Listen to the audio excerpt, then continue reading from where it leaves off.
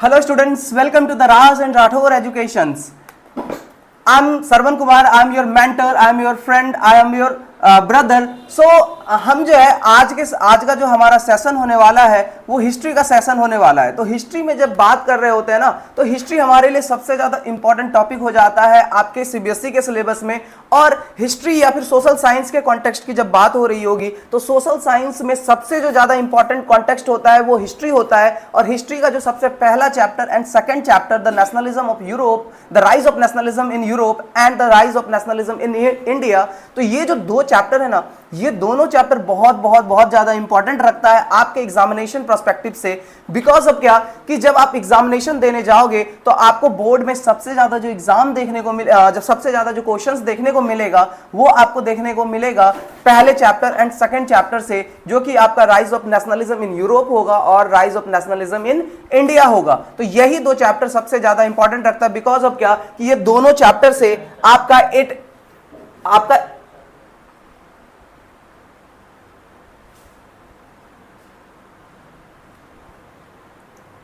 आपका 8 मार्क्स का बीच में नहीं बोला करो। कितना अच्छा अभी चल रहा था, तो डिस्टर्ब बीच में नहीं बोला करो, आवाज कैच हो जाता है यहाँ तुरंत बैकग्राउंड।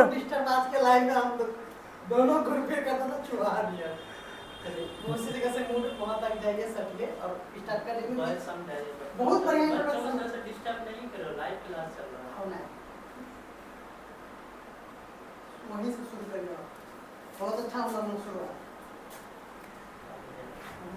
तो सबसे ज्यादा जो इंपॉर्टेंट चैप्टर है हमारा पहला और दूसरा चैप्टर है, इससे जो एग्जामिनेशन में पूछा जाता है वो आपका 8 मार्क्स का पूछा जाता है, ये आपको पता होगा। सबसे पहला चैप्टर से 8 मार्क्स का पूछा जाता है।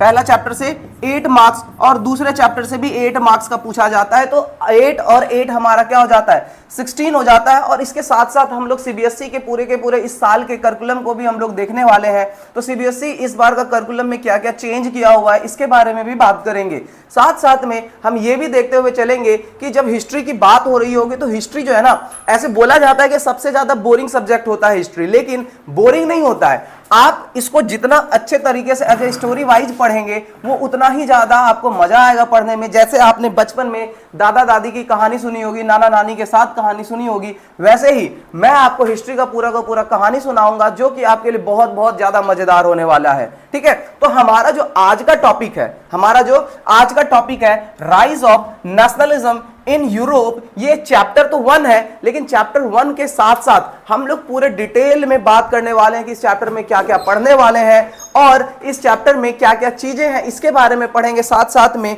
जो हमारा एनसीईआरटी के अंदर पहला इमेज है जो फ्रेडरिक सरियू के द्वारा दिया गया था, जो कि एक तरह से यूरोपियन विजन की बात करता है, उन सारे चीजों के बारे में बात करेंगे जो कि बहुत ज्यादा इंपॉर्टेंट हमारे एग्जाम पर्सपेक्टिव से है। और यहां से आपका कहीं ना कहीं अगर हम ऑब्जेक्टिव की बात करेंगे तो ऑब्जेक्टिव का 1 मार्क्स का क्वेश्चन आना निश्चित होता है। ठीक है, तो आगे बढ़ते हैं हमारे क्लास में। और मैं आपका मेंटर सरवन कुमार या सरवन कुमार बोल सकते हैं। ठीक है, मैं आपका मेंटर हूं जहां पर आपके लिए मैं हिस्ट्री और सोशल साइंस का पूरा सिलेबस आपको मैं कवर करवाऊंगा। साथ साथ में हमारी टीम जो है आपको साइंस, मैथ्स और इंग्लिश एंड हिंदी करवाएगी, जहां पर हमारे साइंस के लिए जो टीचर है वो हमारे अभिषेक सर है और साथ साथ में हमारे मैथ के राज सर है, और हिंदी इंग्लिश की बात करें तो हमारे गुरुजी हमारे आदित्य सर हैं। ठीक है, तो इन सारे का आपको एक इंट्रोडक्शन दिलवाया जाएगा, लेकिन अभी सबसे पहले हम क्लास की बात करते हैं। ठीक है, तो जब हम क्लास की बात कर रहे हैं तो क्लास में हम लोग क्या क्या इस चैप्टर में पढ़ने वाले हैं ये सबसे ज्यादा जरूरी है। इस चैप्टर में क्या क्या पढ़ने वाले हैं ये सबसे ज्यादा इंपॉर्टेंट है। तो इसमें क्या क्या पढ़ना है, तो हमारा what we are going to study in this chapter, so we are going to study in this chapter. सबसे पहले तो हमें इंट्रोडक्शन लेना होगा, सबसे पहले इंट्रोडक्शन करना है इस चैप्टर का। अब इंट्रोडक्शन की जब बात होगी तो जब फ्रेंच रिवॉल्यूशन की बात हो रही होगी तो ये फ्रेंच रिवॉल्यूशन क्यों आ गया इस चैप्टर में, अब इसका फ्रेंच रिवॉल्यूशन का क्या ही ज्यादा इंपॉर्टेंट है, ये सारी चीजें बात करेंगे। और जब बात करते हैं नेशनलिज्म की, ठीक है, किसकी बात हो रही होगी, नेशनलिज्म की बात हो रही होगी, तो नेशनलिज्म ये टर्म क्या है ये सबसे ज्यादा इंपॉर्टेंट रखता है। ठीक है। तो नेशनलिज्म की जब बात होती है तो नेशनलिज्म का मतलब ही हो जाता है एक तरह से फीलिंग। क्या हो जाता है? फीलिंग हो जाता है। और ये फीलिंग किस चीज का? ये इमोशन जो है ना, ये किसी कंट्री के लिए जो एक इमोशन होता है, ये चीज हमारा नेशनलिज्म कहलाता है, ठीक है। तो जब हम बात करेंगे पूरा का पूरा चैप्टर, तो उसमें आपको हम पूरे डिटेल से बताने वाले हैं। तो सबसे पहले हमें इंट्रोडक्शन कवर करना, इंट्रोडक्शन देखना है। फिर इसके बाद हमारा जो नेक्स्ट पॉइंट होगा इस चैप्टर में वो होगा French revolution and the ideas of the nation. French revolution and the ideas of the nation, एक तरह से नेशन बनाने की जो आइडियाज है उसको डिराइव किया गया।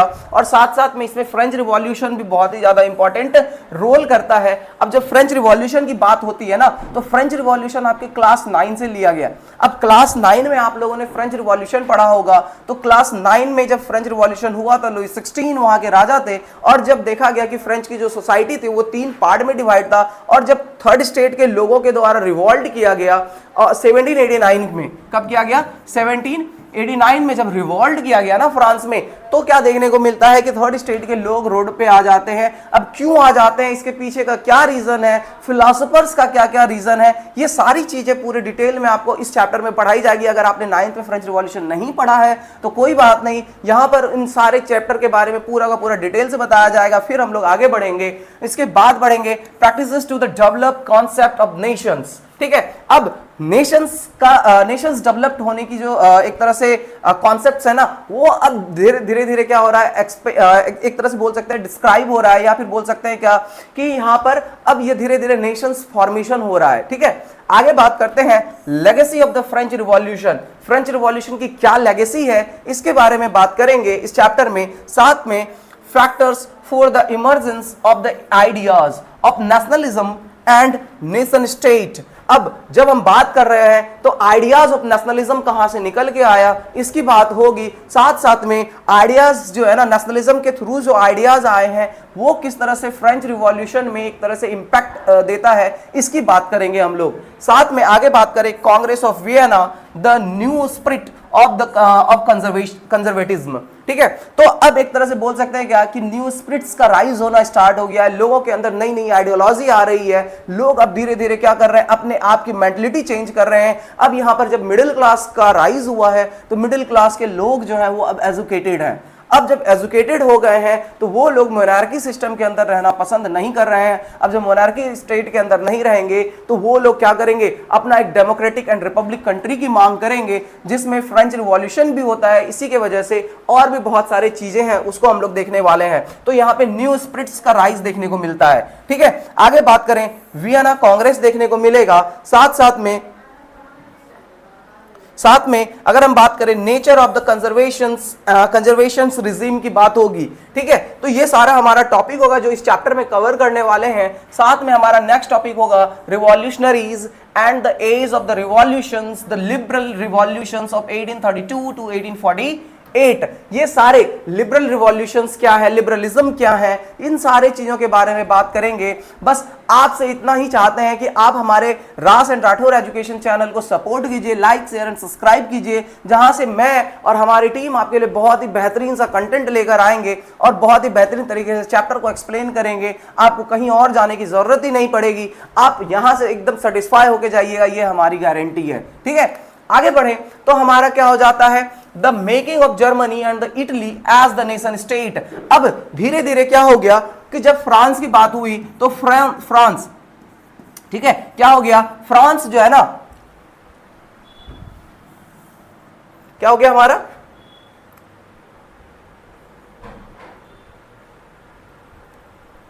ठीक है। तो फ्रांस की बात करते हैं तो फ्रांस जो है हमारा क्या हो गया, अब सबसे पहले ये आगे बढ़ा था नेशन स्टेट को बनाने में। जब नेशन स्टेट को बनाने में फ्रांस सबसे आगे बढ़ा तो उसके पीछे पीछे क्या बोलता है कि जर्मनी और इटली बोलता है चल भैया तू चल मैं भी आता हूं, तू चल मैं भी आता हूं। इसका मतलब क्या कि जब फ्रांस में एक तरह से बोल सकते हैं कि नेशन स्टेट की डिमांड हुई तो पूरे के पूरे यूरोप में, मतलब एक समझ सकते हैं आप क्या कि कोई एक स्टेट की बात नहीं हो रही है, पूरा का पूरा एक कॉन्टिनेंट का बात हो रहा है। जब पूरे कॉन्टिनेंट में नेशनलिज्म की फीलिंग आ जाए तो समझ सकते हैं क्या कि उस कंट्री में या फिर उस उस कॉन्टिनेंट में किस हद तक का डेमोक्रेटिक डोमिनेंस देखने को मिलता होगा।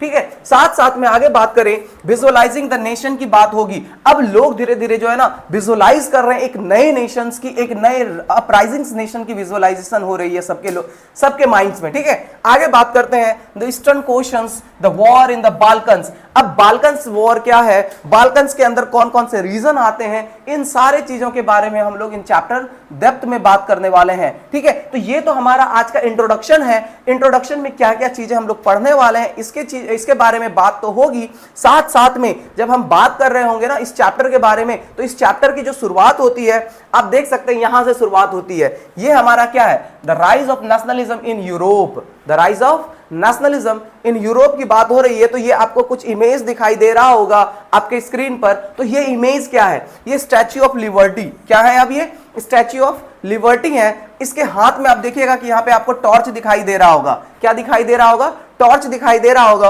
और साथ में इनके हाथ में चार्टर है। क्या है, इनके हाथ में चार्टर है। तो अब ये टॉर्च क्या है कि मतलब एक तरह से बोल सकते हैं क्या कि पूरे गांव में अंधेरा है और एक तरह से स्टैच्यू ऑफ लिबर्टी जो है ना वो टॉर्च लेके खड़ी और सब कोई जा रहा है, ऐसा बिल्कुल भी नहीं है। तो स्टैच्यू ऑफ लिबर्टी जो है ना एक नए आइडियाज को डेवलप कर रही है और साथ साथ में लोगों के अंदर यूनिटी की फीलिंग्स को लेके आ रही है। तो वो इस टॉर्च का सेंस हो गया। अगर आप देखेंगे तो ये फ्रांस का फ्लैग है। ये फ्रांस क्या है ना कि नेशन स्टेट तो बना चुका है। अब फ्रांस क्या कर चुका है, नेशन स्टेट बना चुका है, वो आगे बढ़ चुका है। तो उसके पीछे पीछे जर्मनी भी अब चल रहा है। उसके पीछे पीछे कौन चल रहा है, जर्मनी भी चल रहा है। अभी मैंने आपको बताया ना कि फ्रांस जब नेशन स्टेट को बना लिया तो सब लोगों को लगा कि वाह भाई वाह कितना अच्छा काम है, मतलब ये लोग अब एक तरह से डेमोक्रेटिक कंट्रीज, एक तरह से ये मोनार्की सिस्टम से क्या हो चुका है, फ्री हो चुका है। अब जो मोनार्की सिस्टम से फ्री हो चुका है, अब राजा यहाँ पे रूल नहीं करेगा, अब लोगों के हाथ में रूल होगा। तो कहीं ना कहीं अब क्या होगा, यहाँ का जो डेवलपमेंट होगा, लोगों के अंदर जो फीलिंग्स होगी या फिर लोग जो होंगे ना वो यूनाइट होकर रहेंगे और बहुत ही अच्छे से शांतिपूर्ण जिंदगी बिताएंगे। उसी के साथ उसी की आइडियोलॉजी पर जो है ना फ्रांस और जर्मनी, साथ साथ में इटली भी पीछे पीछे चल जाता है फ्रांस के साथ में। तो ये इमेज जो है ना, ये इमेज किसके द्वारा बनाया जाता है, तो ये इमेज आपको फ्रेडरिक सरियू के द्वारा दिखाया जाता है। किसके द्वारा दिखाया जाता है, फ्रेडरिक सरियू के द्वारा दिखाया जाता है।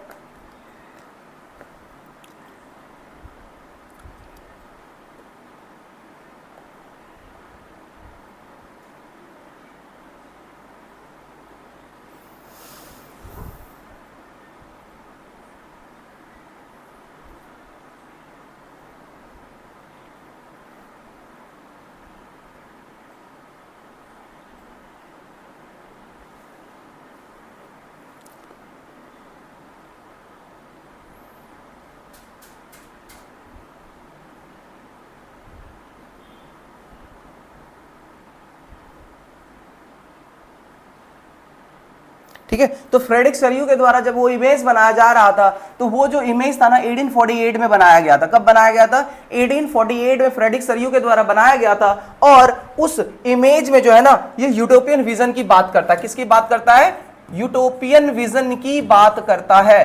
यूटोपियन विजन की बात करता है। तो सबसे पहले तो बात होगी कि भैया यूटोपियन विजन है क्या चीज। ठीक है, सबसे पहले तो बात होगी क्या कि यूटोपियन विजन है क्या चीज। तो यूटोपियन विजन जो है ना एक तरह से एक ऐसा इमेजिनरी विजन है, इमेजिनरी वर्ल्ड है जो कि कभी भी रियलिटी में एग्जिस्ट करता ही नहीं होगा। मतलब क्या कि अब जैसे इमेजिनरी वर्ल्ड की बात हो रही होगी तो एक ऐसा वर्ल्ड होना चाहिए जहां पर कोई भी लोग एक दूसरे के इनमी ना हो, कोई भी लोग एक दूसरे से लड़ाई झगड़ा ना करे, सब कोई शांतिपूर्ण जिंदगी जी रहा हो, कोई किसी के ऊपर रूल नहीं करेगा, सब अपने अपने राइट्स में अपने अपने अधिकारों को लेकर खुश रहेगा, सब कोई शांति से जिंदगी जी रहा होगा। ठीक है, तो ये एक तरह से यूरोपियन विजन की बात करता है। किसकी बात करता है, यूरोपियन विजन की बात करता है। एक तरह से imaginary world, European vision is a imaginary world की बात हो रही है जो कि in the reality doesn't exist. ठीक है, रियलिटी में ये चीजें एग्जिस्ट नहीं करती है। तो ये हमारा नेशनलिज्म इन द यूरोप में जो पहला इमेज है वो इसकी बात करता है। और ये जो पूरा का पूरा ट्रेन की तरह आप देख रहे होगे, किसकी तरह देख रहे होगे,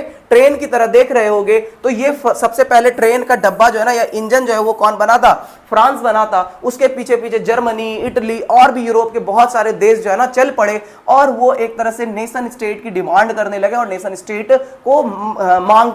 स्टेट की मांग करने लगे। ठीक है, तो ये चीजें हो गई। अब आगे बढ़ते हैं तो हमारा जो टॉपिक है the rise of nationalism, the rise of nationalism. ठीक है। तो सबसे पहले तो द राइज ऑफ नेशनलिज्म जो है ना, ये यूरोप से ही निकल के आया। कहां से निकल के आया? यूरोप से निकल के आया। और यूरोप में भी कहां से? तो फ्रांस से। यूरोप में कहां से? फ्रांस से निकल के आया। ठीक है।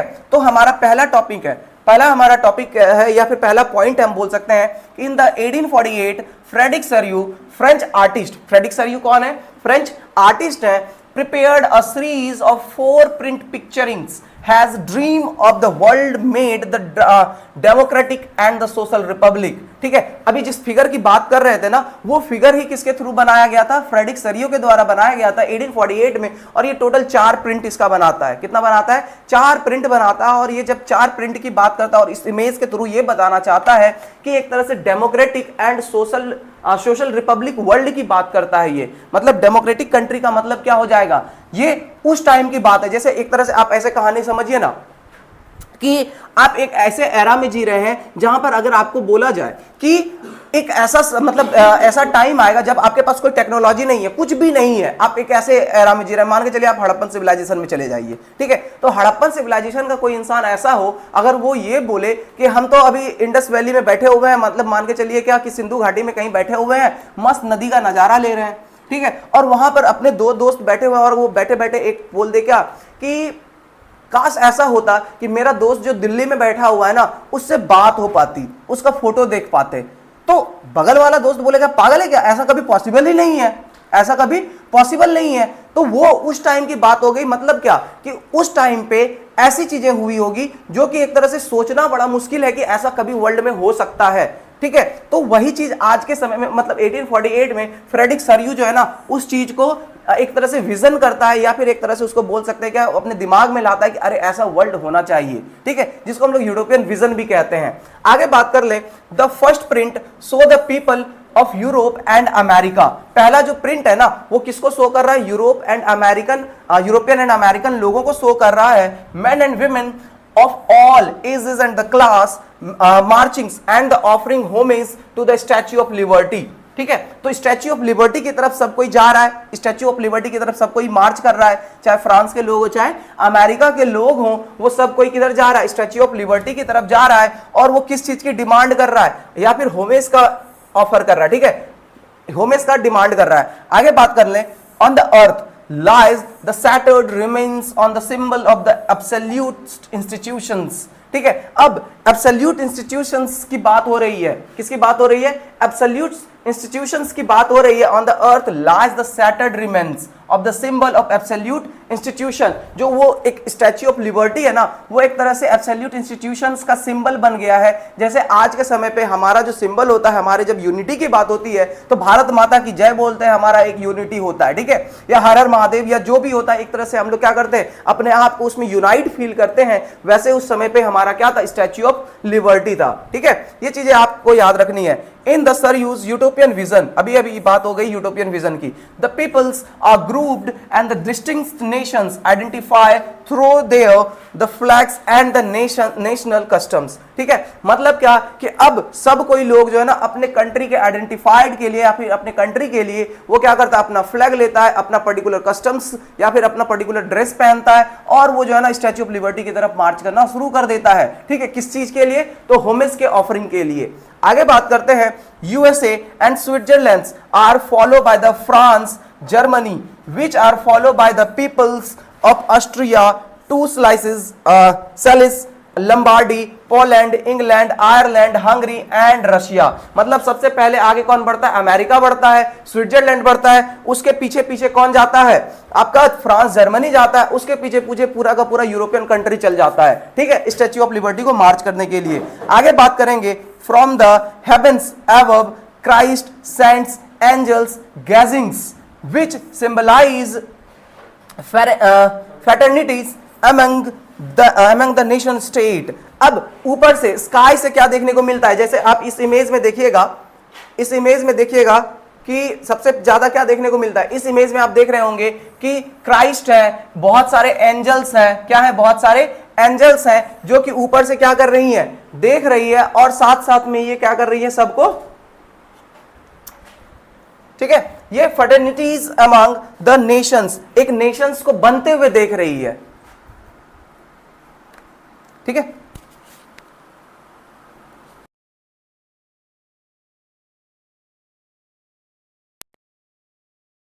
ये क्या हो रहा है कि जब एक पूरा का पूरा ट्रेन का डब्बा बनते हुए जब जा रहा है तो ये फर्टिनिटी एमंग मतलब एक तरह से सारे के सारे एंजल्स क्राइस्ट जो है ना वो सब भाईचारा बनते हुए देखा जा रहा है। ठीक है, अब सब कोई एक होकर यूनाइट होकर एक नेशन स्टेट की मांग कर रहे हैं, सब अपने अपने स्टेट के लिए। तो ये हमारा राइज ऑफ नेशनलिज्म था और होपफुली ये उम्मीद करते हैं कि आपको पूरा का पूरा ये चैप्टर ये पूरा का पूरा टॉपिक आपको क्लियर हुआ होगा। फिर इसके बाद जो हमारा आगे का टॉपिक होगा वो हमारा क्या होगा, फ्रेंच रिवॉल्यूशन होगा। और ऐसे ही करते करते हमारा सारा टॉपिक क्लियर किया जाएगा, सारा टॉपिक आपको हम क्लियर करेंगे और सबके बारे में पूरा का पूरा डिटेल से बताएंगे। तो तब तक के लिए यहीं तक, जय हिंद, हर महादेव। आप लाइक शेयर एंड सब्सक्राइब कर दीजिए बस, ठीक है। Thank you.